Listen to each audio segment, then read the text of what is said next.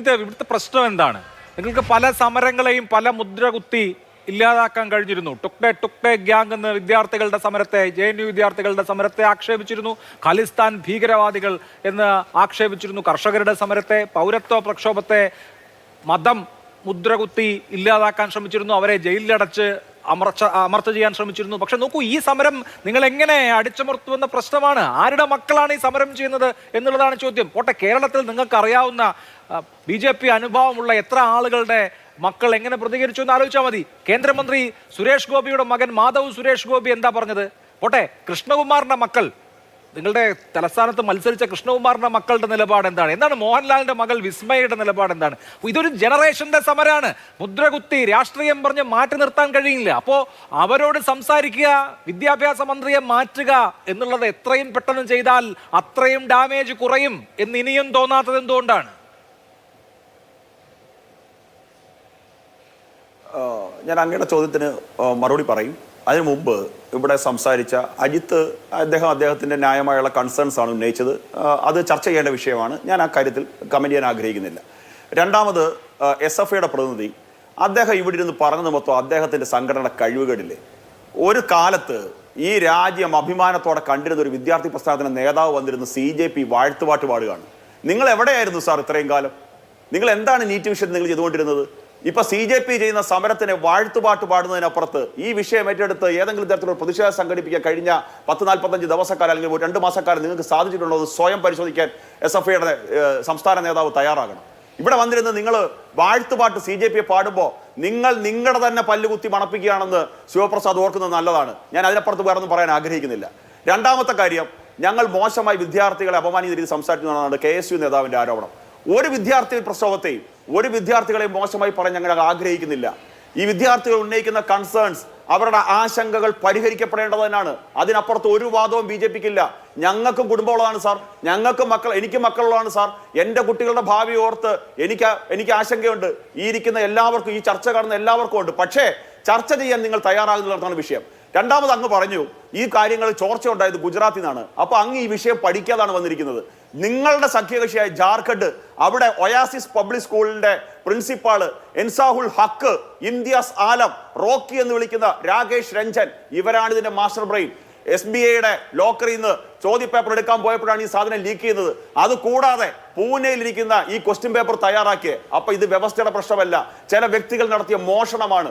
അതുപോലും പറയാതാണ് നിങ്ങൾ വെറുതെ ഇത്തരത്തിൽ ഈ രാജ്യത്തിലെ ഭരിക്കുന്ന ഗവൺമെന്റിനെതിരെ അരാജകത്വം സൃഷ്ടിക്കാൻ വേണ്ടി ഈ രാജ്യത്ത് അരാജകത്വം സൃഷ്ടിക്കാൻ ശ്രമിക്കുന്നത്. അഭിലാഷ് ചോദിച്ച ചോദ്യം ചർച്ച ചെയ്യേണ്ട വിഷയമാണ്, പരിഹരിക്കേണ്ട വിഷയങ്ങളാണ്. അതിനു വേണ്ടിയിട്ടുള്ള ശ്രമങ്ങളാണ് നടത്തിക്കൊണ്ടിരിക്കുന്നത്. നോക്കൂ, മെയ് മാസം 3-ാം തീയതി ചോദ്യപേപ്പർ ചോർച്ച ഉണ്ടായി എന്നറിഞ്ഞപ്പോൾ മെയ് മാസം 12-ാം തീയതി ക്യാൻസൽ ചെയ്തു. ജൂൺ മാസം 21-ാം തീയതി റീ എക്സാം നടത്താൻ വേണ്ടിയിട്ട് ഈ രാജ്യത്തിന്റെ പ്രധാനമന്ത്രിയുടെ ഓഫീസ് എടുത്ത ശ്രമങ്ങൾ നമുക്ക് കണ്ടിൽ നടിക്കാൻ സാധിക്കുമോ അഭിലാഷേ? എന്തുമാത്രം ശ്രമങ്ങൾ നടത്തിയിട്ടാണ് ഈ പറയുന്ന രാജ്യത്തിന്റെ സൈന്യത്തെയൊക്കെ ഉപയോഗപ്പെടുത്തിക്കൊണ്ട് കുറ്റമറ്റ രീതിയിൽ നടത്താൻ തയ്യാറായി. ഞാൻ കഴിഞ്ഞ ദിവസങ്ങളിൽ നീറ്റ് പരീക്ഷയിൽ ഉന്നത മാർക്ക് വാങ്ങിച്ച കുട്ടികളുടെയൊക്കെ വീട്ടിൽ പോയിട്ട് അവരെ ആദരിക്കാൻ വേണ്ടിയിട്ട് ആർക്കും നീറ്റ് പരീക്ഷയെ സംബന്ധിച്ച് അഭിപ്രായ വ്യത്യാസങ്ങളില്ല. മേലിൽ ഇത് ആവർത്തിക്കരുത് എന്നുള്ളത് BJPയുടെ ആവശ്യമാണ്. ഈ വിഷയങ്ങൾ ചർച്ച ചെയ്യാൻ പാർലമെന്റിൽ ഭാരതീയ ജനതാ പാർട്ടിയുടെ നേതൃത്വം കൊടുക്കുന്ന സർക്കാർ, കേന്ദ്ര ഗവൺമെന്റ് തയ്യാറാകുമ്പോൾ തുടർച്ചയായി പാർലമെന്റ് സ്തംഭിച്ചുകൊണ്ട് മുന്നോട്ട് പോകുന്ന നിലപാടല്ലേ ഈ നാട്ടിലെ പ്രതിപക്ഷം കാണിച്ചുകൊണ്ടിരിക്കുന്നത്? ഇപ്പോഴല്ലേ പ്രതിപക്ഷം സമരം എന്ന് പറഞ്ഞ് ഇത്തരത്തിലൊരു മൂവ്മെന്റ് ഉണ്ടായപ്പോൾ അതിന്റെ മുമ്പിൽ കയറി നിന്ന് എന്റേതാണിതെല്ലാം, ഞാനാണിതെല്ലാം കാണിക്കാനല്ലേ നിർത്തുന്നത്? എന്നിട്ടും സമരം ചെയ്യാൻ വേണ്ടിയിട്ട് MP-മാരെ പറ്റിച്ച് വിളിക്കേണ്ടി വന്നില്ലേ രാഹുൽ ഗാന്ധിക്ക്? ഗാർഗയുടെ കേക്ക് കഴിക്കാൻ പറഞ്ഞല്ലേ വിളിച്ചോണ്ട് പോയത്? ഇന്ന് ഇന്ത്യ മീറ്റിംഗ് കൂടാൻ പറഞ്ഞല്ലേ വിളിച്ചോണ്ട് പോയത്? ഒരു കഴിവുകെട്ട പ്രതിപക്ഷം അത് സ്ഥിരമായിട്ട് പറ്റിച്ചുകൊണ്ടിരിക്കുകയല്ലേ. കഴിഞ്ഞ 10-15 ദിവസം എവിടെയായിരുന്നു? സുരക്ഷാ ഉദ്യോഗസ്ഥർക്ക് പോലും അറിയത്തില്ല, കോൺഗ്രസ് പാർട്ടിക്ക് പോലും അറിയത്തില്ല. ആരെയാണ് അദ്ദേഹം പറ്റിച്ചുകൊണ്ടിരിക്കുന്നത്? രാജ്യത്തിന്റെ പ്രതിപക്ഷ നേതാവ് കഴിഞ്ഞ 15 ദിവസം എവിടെയായിരുന്നു? ഏറ്റവും ക്രൂഷ്യൽ ടൈമിൽ നടത്തേണ്ടത് അദ്ദേഹത്തിന്റെ ചത്രോൺ കി ഗൂഞ്ച് പോലും മാറ്റിവെച്ചത് വിട്ട് അദ്ദേഹം എന്ത് ജോലി തീർക്കാനായി വിദേശത്ത് പോയത്? അപ്പൊ ഇതൊന്നും ഇവർ രാഷ്ട്രീയം കളിക്കുകയാണ്. വിദ്യാർത്ഥികളുടെ ഭാവി വെച്ച് രാഷ്ട്രീയം കളിക്കാൻ BJP ആഗ്രഹിക്കുന്നില്ല. വിദ്യാർത്ഥികളുടെ ഭാവി രാഷ്ട്രീയ ആയുധമാക്കാൻ BJP ആഗ്രഹിക്കുന്നില്ല. പക്ഷേ കടന്നു കയറി അക്രമം അല്ല, ആരാണ് കടന്നു കയറി ആക്രമണം കാണിച്ചതെന്ന് തന്നെ പറഞ്ഞു. വിദ്യാർത്ഥികളോട് സ്നേഹമുണ്ടെങ്കിൽ ധർമ്മേന്ദ്ര പ്രധാൻ ആ ധാർമ്മിക ഉത്തരവാദിത്വം ഏറ്റെടുത്ത് രാജിവെക്കട്ടെ.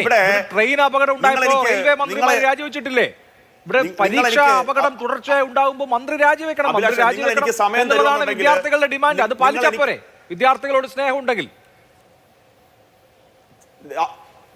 അഭിലാഷേ, നിങ്ങൾ എനിക്ക് സമയം തരുന്നുണ്ടെങ്കിൽ അവിടെ നടന്ന ആക്രമണങ്ങളുടെ നല്ല വിഷ്വൽസ്, കേരളത്തിലെ മാധ്യമങ്ങൾ കാണിക്കാത്ത നല്ല നല്ല വിഷ്വൽസ് ഞാനിവിടെ നിങ്ങൾക്ക് കാട്ടിത്തരാം. ധാരാളം തരത്തിലുള്ള ആക്രമണങ്ങൾ ഉണ്ടായിട്ടുണ്ട്.